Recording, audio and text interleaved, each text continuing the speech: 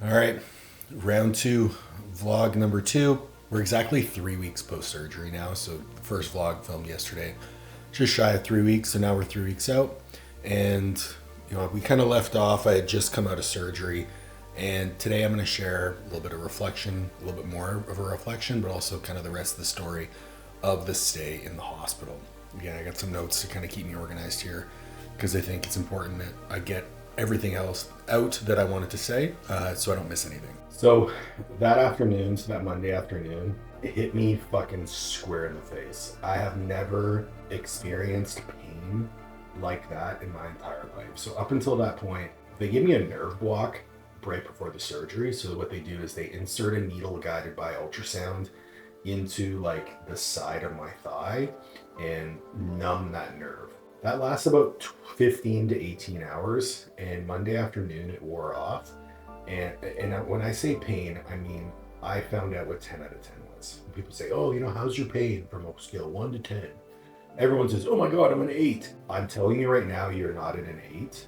10 was me sweating, gripping the sides of the bed, the rails of the bed, as hard as I could to the point where Liv thought I was going to break them.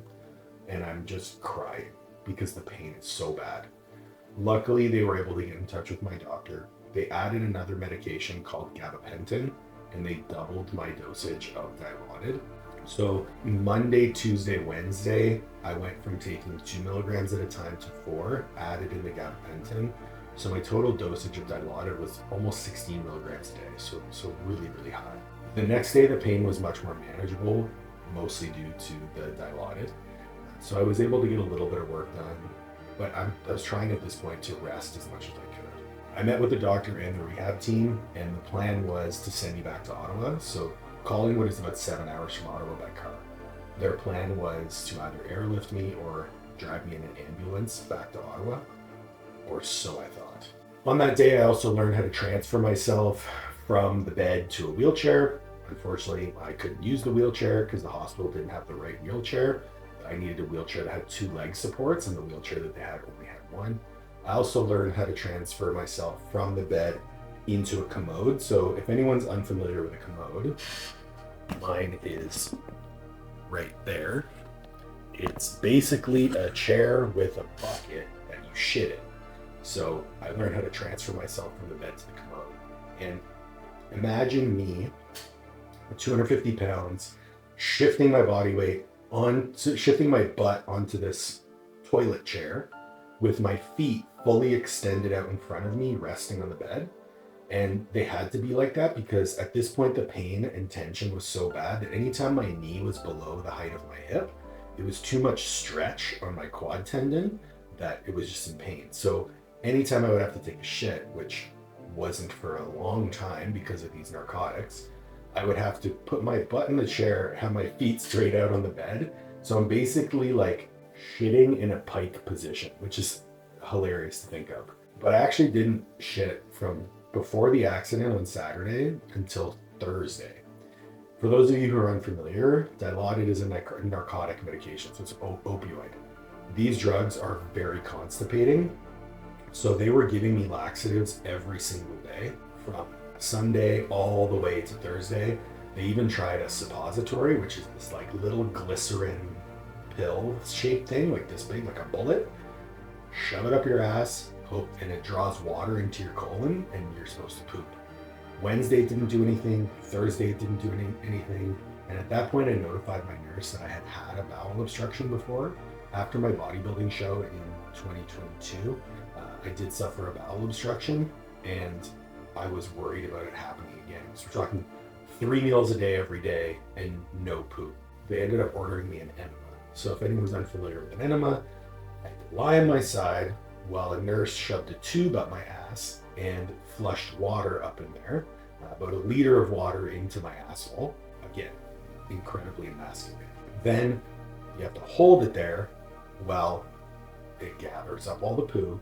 And then eventually your body kind of just says, you got to shit, and you eliminate. So I held it in, got on the toilet, was able to poo a little bit. At this point, I kind of felt like I could wipe my own butt. And I didn't really realize that because the commode that they had in the hospital was meant for normal people, it was narrow. And then add on top of that, my feet were extended straight out in front of me on the bed. So I couldn't shift my weight or else the chair would fall over. I couldn't lean forward anymore because I was already had my feet up. So there was no way for me to shift my weight and wipe my own butt. So me as a man, as a leader, as someone who hates asking for help, had to call the nurse and ask the nurse to clean me, which again, complete drop in self-confidence. There was no ego in that moment. Like swallowed all my pride and had to ask the nurse to wipe my ass for me. Now for her, it was no big deal. She does this all the time. She was amazing about it. It was funny. She was like, no, it's okay. You know, I do this all the time. And I was like, hey, it might be okay for you, but it's not okay for me. Like, this is hard. So I kind of like did a dip and like lifted up my butt, and then she cleaned it. So this is like humbling to the core, and for me it was the first realization that I had lost all my autonomy, and I couldn't care for myself. So I'm going to read another excerpt from my story because I think it's worth it. I think it's worth sharing, just so I don't make any mistakes. It was bound to happen. Today was a rough one mentally. Not being able to handle my own self-care was another reminder of how real and how challenging the next 6 weeks will be. Asking for help is a weakness of mine, but I have no choice, and that weakness will now have to become a strength. There is no more pride, there is no more ego. I need to allow myself to be helped, and I'm extremely fortunate to have so many people in my corner and willing to help. Today did bring some positive news. I've secured a phenomenal ortho to handle my follow-up care, someone I know and trust, which gives me a lot of peace. I actually found I got in touch with my surgeon who did my knee surgery in 2015. I had a meniscus tear in 2015, and he agreed to take over my care when we got back to Ottawa, which was a huge relief. I also got a call from Matt Nickel, who'll be helping me secure some passive recovery modalities to aid in my initial acute recovery. So we'll go over like some of the recovery modalities that I was using, but Matt Nickel was gracious enough to lend me his PEMF unit to help with passive recovery. And then tomorrow we'll have more answers. We should have a timeline for when we're coming home, how that will be handled, and there will be assistive devices installed in the house prior to our arrival. I'm going to go over that today. Didn't happen. A hard one, but still many reasons to smile. Yes, this is a long road, but I'm certainly not walking it alone. So definitely tough pill to swallow on that day. Day 4 was a little bit better because I was able to hop on a call with my mentorship group. I let them know that I wasn't going to be 100%, that the call would mostly be just a catch up with a touch point. But I had 6 people sign on and just spend some time with me, chat, catch up. And it was a nice return to normalcy and really made it a lot easier. We also got surprise visits from Brandy Caldwell and her partner. They were the ones who put on the meet, so they came to visit in the hospital. Also got a surprise visit from Lance Lavalle, who's the owner of Cerberus Canada. Cerberus is an equipment company, very big in powerlifting and strongman. He's a fellow competitor. I've known him for years. He actually came to stop by and make sure I was okay, which was really meaningful to me. What they didn't want to do is pay for it. So they didn't send me back to Ottawa. They just let me stay. On Wednesday, when the surgeon discharged me to go home, they couldn't discharge me to go home because they didn't have any assistive devices. So the hospital bed, the commode, the wheelchair weren't at the house. Home care in Ottawa wouldn't issue the equipment. They wouldn't order me the equipment until their occupational therapist came and assessed me, but they couldn't assess me until I came home.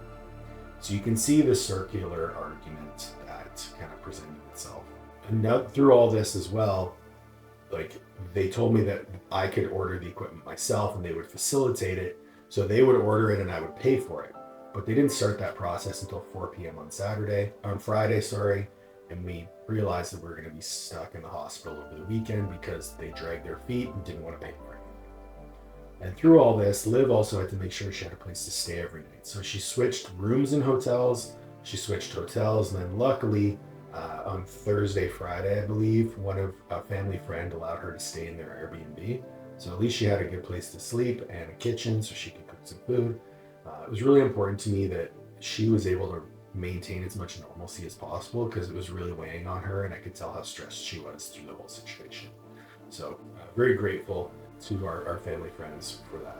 So she was going through all this and enduring all of this stress while still like making my meals every day, bringing me coffee, making sure I was cared for, and spending time with me every night. So I had a ton of support. I was never really alone, so it was really, really helpful. It was Friday when I looked at her and I was like, hey, like, I'm done being negative about this.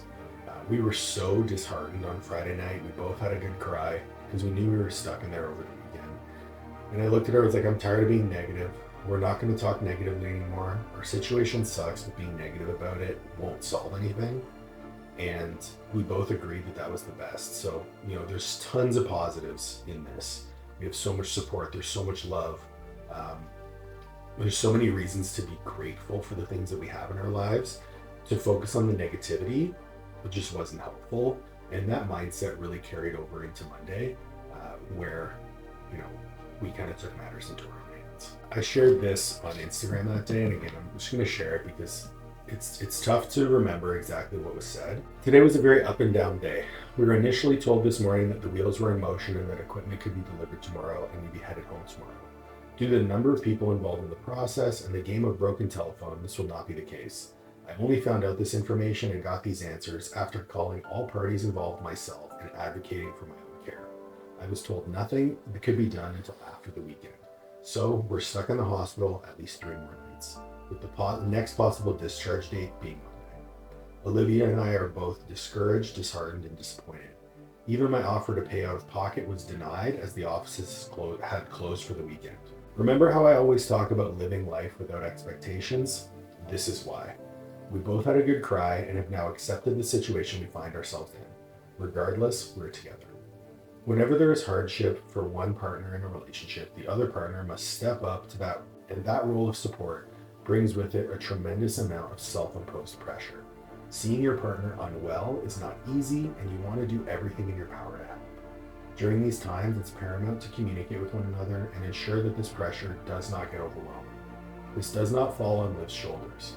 Through our amazing communication, I believe that we can get through anything together. The lessons for the day are: take information at face value and don't think or plan too far ahead. No expectations, only evidence. Communication is the lifeblood of a deep and loving and meaningful, supportive relationship. Acceptance of circumstances required for progress to be made. Anger is like drinking poison and hoping the other person will die. So this is where that acceptance came in. This is where the no more negative thought process came in. And I also, we made it through the weekend, it was painstakingly slow. The minutes kind of dragged on, felt like hours, but we played some board games, some Scrabble, some Battleship. She kicked my ass at Battleship.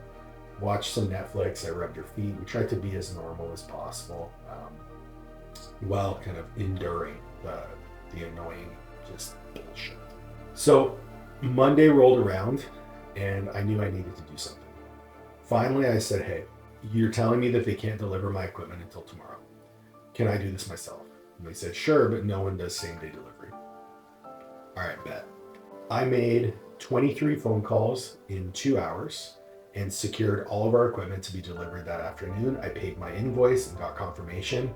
We called Liv's mom. She dropped everything, drove 2 hours to come meet us, picked us up in her SUV. When they had actually done, they folded down the back seat of the SUV, put a little mattress in there and a pillow. So I just rode in the back of the SUV on a mattress the whole way back to Ottawa. And so she drove 2 hours to get us, 7 hours back to Ottawa, slept, woke up, grabbed our 3 dogs and drove them back to Toronto. So she drove about 16 hours in 2 days just to make sure that we were safe and okay. I can't thank her enough for that. And she did it just because she loves us. And it's something that's very, very special. A week post-surgery, a lot happened and there was a few other things mixed in that I'm sure I forgot. It was chaotic, emotional, overwhelming, and as was the love and support we received from our loved ones. In the next video, I'm going to talk about some of the emotional ups and downs during this week and how I processed it and worked through it, because to be honest, the 9 days we spent in hospital poked at every single one of the emotional triggers that I have. It was an exercise in all of the coping strategies that I have developed over the years, and I'm actually really proud of the way that I handled it. and the way that I shared it with my community over Instagram, hence why I shared some of the reflections that fear, helplessness, disappointment, defeat, it was all felt very deeply, and I was able to showcase my resolve, stay present, and meet myself without judgment. I'm a better man because of these hardships. I truly, truly, truly believe that. And I'll continue to use these lessons as a means to embolden my identity as someone who does hard things, and also as someone who is a leader and leads and elevates the people around him as well as myself, right? So I'm using this as an opportunity to be a better person, be a better partner, be a better coach, all in the hopes that I can be better for everyone else. So yeah, next time we'll talk a little bit more about the emotional side of things, about resolve, about expectations, about humility, and hope to catch you in the next one. All right, round 2, vlog number 2. We're exactly 3 weeks post-surgery now, so the first vlog filmed yesterday, just shy of 3 weeks, so now we're 3 weeks out, and we kind of left off. I had just come out of surgery, and today I'm going to share a little bit of reflection, a little bit more of a reflection, but also kind of the rest of the story of the stay in the hospital. Again, I got some notes to kind of keep me organized here, because I think it's important that I get everything else out that I wanted to say, so I don't miss anything.